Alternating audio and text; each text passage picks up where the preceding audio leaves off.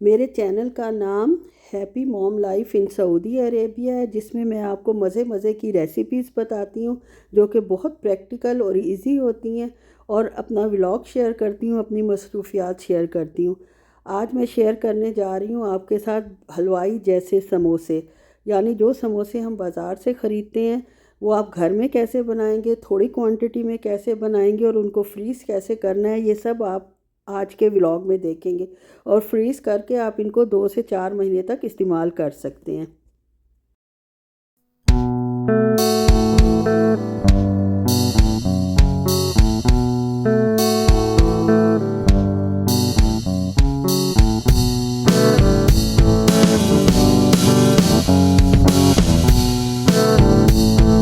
बिस्मिल्लाहिर्रहमानिर्रहीम। अस्सलामुअलैकुम।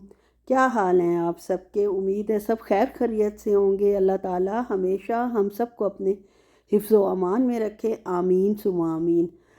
ये जनाब जो टैबलेट्स दिखाई हैं आपको, ये मेरे लिए विटामिन बी कॉम्प्लेक्स है, जो कि मुझे हर रोज़ एक टैबलेट लेनी पड़ती है अपने कंधे के दर्द की वजह से। और छुट्टी थी और हस्बैंड साहब घर थे और मर्द फारिग तो बैठ नहीं सकते, तो सोचा उन्होंने कि चाय बना लेते हैं, और बड़ी कड़क चाय मैं बहुत अच्छी बना के लाऊंगा और आइंदा तुम भी ऐसे ही बनाना। मैंने कहा ओके जी। बीवी अगर कुछ बनाती है तो बड़े शौक़ से हस्बैंड को पेश करती है, और हस्बैंड साहब ने भी बड़ी खुशी खुशी आज चाय बनाई है और बहुत मज़े की बनाई थी। और जनाब अब आ जाते हैं अपने असल टॉपिक की तरफ। हम बनाने जा रहे हैं हलवाई जैसे समोसे, लेकिन घर में हम जितनी क्वांटिटी थोड़ी चाहिए होती है, ज़्यादा चाहिए होती है, उस हिसाब से आप इसको डिस्ट्रीब्यूट कर सकते हैं। मैं क्योंकि ज़्यादा बनाने के हक़ में नहीं होती, हमारे घर में चीज़ इतनी जल्दी ख़त्म नहीं होती, तो मैं बहुत मुनासिब मिक़दार में और कम क्वांटिटी में चीज़ बनाती हूँ और आपके साथ भी वही क्वांटिटी शेयर कर रही हूँ। इसके लिए सबसे पहले आपने 1 कप मैदा लेना है। ऑल पर्पज़ फ्लावर जो होता है वो लेना है, और इसको आप हाथ से नीट करेंगे, जो हाथ से कर सकते हैं। मैं नहीं कर सकती, मेरे कंधे में पेन होता है, तो मैं इस मशीन से ये सारे काम करवा लेती हूँ, और ये खुशी खुशी कर भी देती है। इसके लिए इसमें मैंने नमक डाला है। 1 कप मैदे में 1 टीस्पून मैंने सॉल्ट डाला है, और 2.5 चम्मच जो हैं इसमें घी के जाएंगे। मेल्टेड घी हो तो वो ज़्यादा बेहतर है। और साथ 1 टीस्पून जो है मैं इसमें सफ़ेद ज़ीरा डालूँगी, और इसको हमने भुरभुरा कर लेना है। यानी घी जो है वो मैदे में इस तरह मिल जाए कि जैसे आप हाथ लगाएं तो वो हल्का हल्का जुड़ा हो, लेकिन मशीन से ये काम नहीं हो सका। और ये हल्का फुल्का काम तो मैं भी माशाल्लाह कर सकती हूँ अपने हाथ से, तो मैं इसको हाथ से मिला रही हूँ घी को अच्छी तरह मैदे में, ताकि ये थोड़ा सा इकट्ठा होना शुरू हो जाए।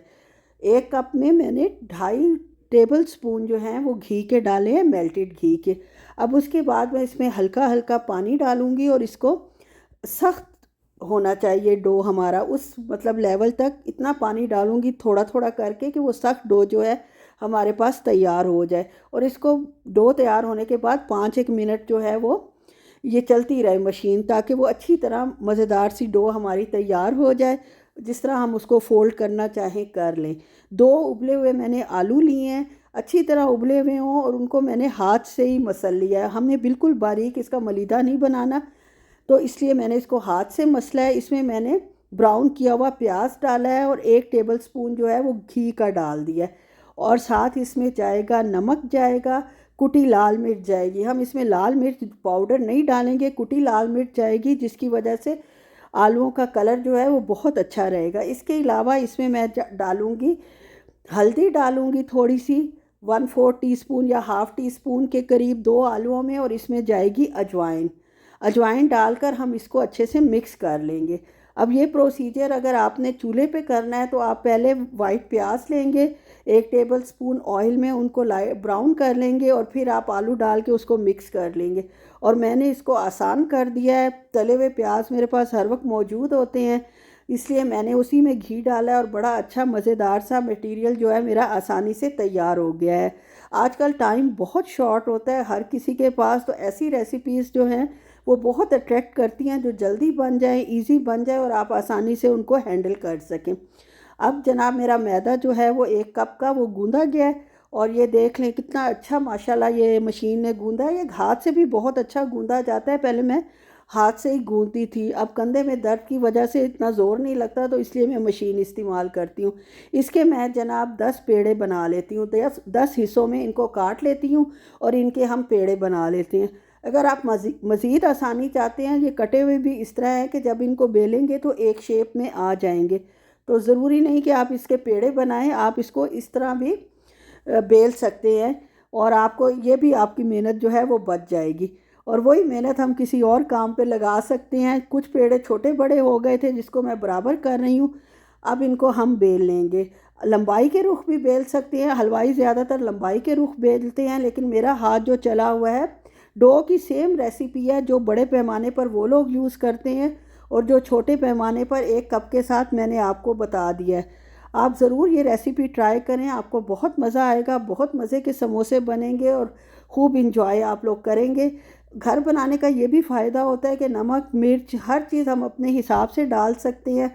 बाज़ को ज़्यादा तेज़ मिर्च पसंद होती है, वो इस हिसाब से डालें। बाज़ को हल्की पसंद होती है, तो वो इस हिसाब से डालें। ऑयल भी हमारा ज़ाहिर है साफ़ सुथरा होता है, घर का होता है, तो हाइजीनिकली भी ये बहुत सही रहते हैं।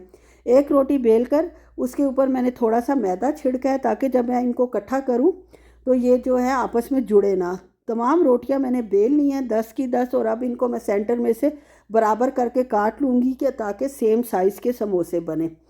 और इनको जनाब हम इकट्ठा कर लेते हैं और बिस्मिल्लाह करके छुरी चला देते हैं। छुरी सेंटर से चलाएंगे, दोनों साइड्स माशाल्लाह एक जैसी कट गई हैं। और अब हमें समोसों को, इनको समोसों की शेप देनी है।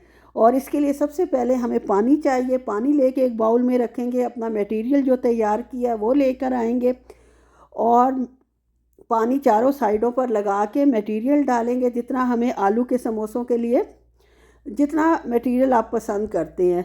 मैं थोड़ा थोड़ा ही डालूंगी क्योंकि ज़्यादा भरा हुआ हमारे घर में पसंद नहीं किया जाता, ख़ास तौर पे मेरे हस्बैंड साहब। और ये पानी से ही बहुत अच्छी तरह बंद हो जाएंगी। ये देखें कितनी आसानी से, पहले एक साइड से फ़ोल्ड करेंगे, फिर दूसरी साइड से फ़ोल्ड करेंगे, और इसके बाद जनाब ये हमारा समोसा जो है बड़ा मज़ेदार सा तैयार हो गया।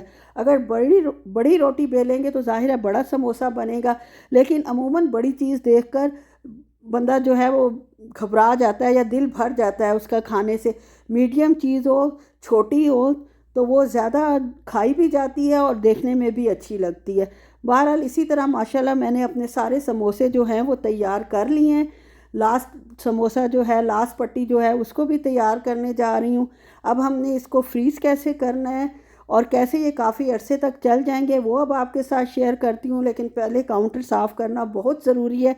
साथ साथ सफाई बंदा करता रहे तो काम करने को भी दिल करता है और फैलावा भी कम होता है। और काम ख़त्म करने के बाद जो थकावट होती है उसमें काम फिर जब फैला हुआ होता है वो करना बहुत मुश्किल हो जाता है। लेकिन इस तरह आप बहुत आसानी से इस काम को कर लेते हैं। अब आप देख लें माशाल्लाह मेरे जो हैं समोसे, वो मैंने 3 प्लेट्स में अलग-अलग करके रखे हैं। हालांकि मैं एक डिश भी ले सकती थी, लेकिन आपको पता है मुझे बर्तन धोने का कितना शौक़ है।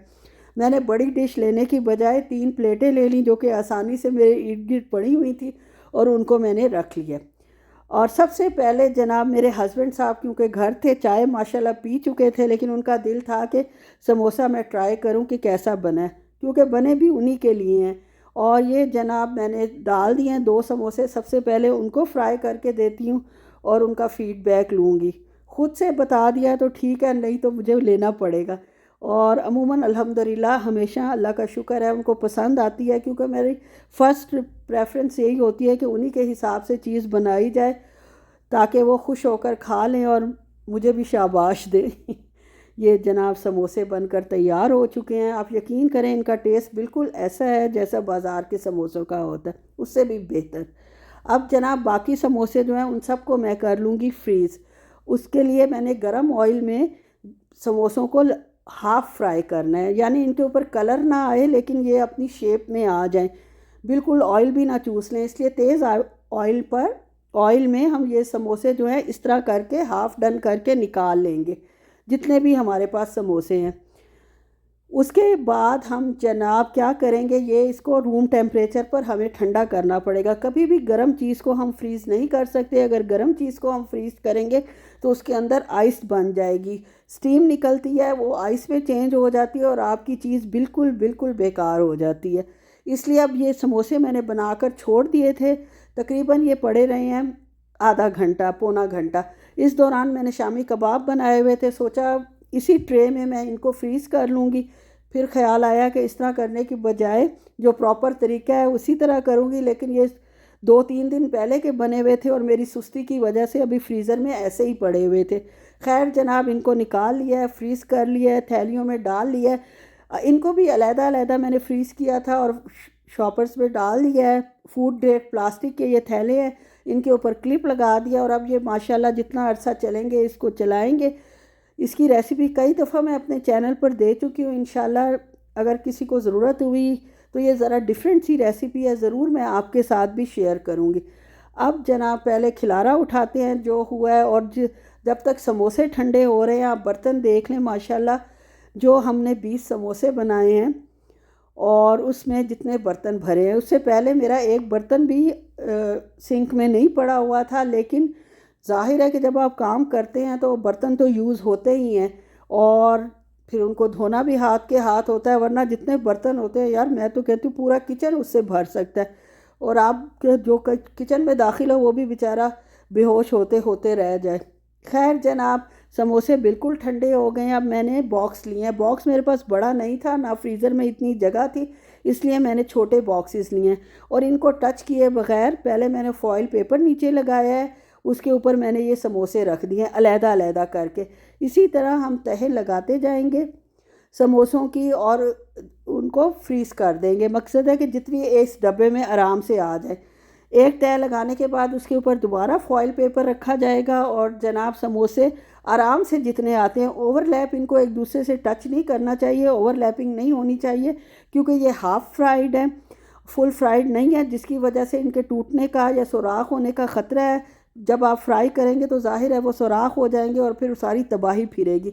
इसलिए आप इनको बेशक ज़्यादा डब्बों में आएँ या बड़े डब्बे में रख लें अपने फ्रीज़र की स्पेस के हिसाब से, तो आपके बड़े मज़ेदार से बहुत दिनों तक 2 से 4 महीने क्या 6 महीने तक आप इनको यूज़ कर सकते हैं और ख़ूब इंजॉय कर सकते हैं। बस जनाब, यहीं तक था मेरा व्लॉग। अच्छा लगे